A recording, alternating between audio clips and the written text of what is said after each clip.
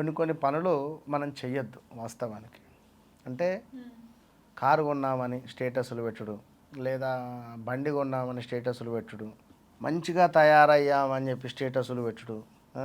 అంటే ఇవే మనకు అబ్బా! ఇంకేందిరా అన్నట్టుగా ఉన్నది పరిస్థితి బయట. ఇక మన విషయాలు ఏది బయటికి చెప్పొద్దు. మనకు సంబంధించినటువంటి విషయాలు ఏవైనా ఉంటే సీక్రెట్ విషయాలను మన వాళ్ళే అని అనుకోని మనం ఎవరికైతే చెప్తామో వాడే మనకు శత్రువు అవుతాడు, ఎవడో కాదు. సో అదేవిధంగా మరొక విషయం ఏమిటయ్యా అంటే, ఎవరైతే మనతో మన బంధువులు కానీ మన ఫ్రెండ్స్ కానీ మనతో మంచిగా ఉంటూ ఈ విషయాలన్నీ బయట ఎక్కడో చెప్తూ ఉంటారు. కొన్ని సందర్భాలలో మనం ఫోన్లో మాట్లాడుతున్నాం కదా అనుకుంటాం, కానీ మన మాటలు ఎవరో విని ఎక్కడో అవుతుంది.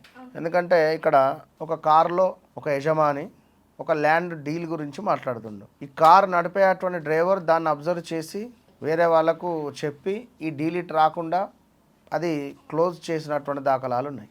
సో ఏం జరిగింది ఏమిటి అంటే తెలియదు. చివరాఖరికి ఆరాధిస్తే గిట్ల గిట్ల అని చెప్తే ఏంది పరిస్థితి.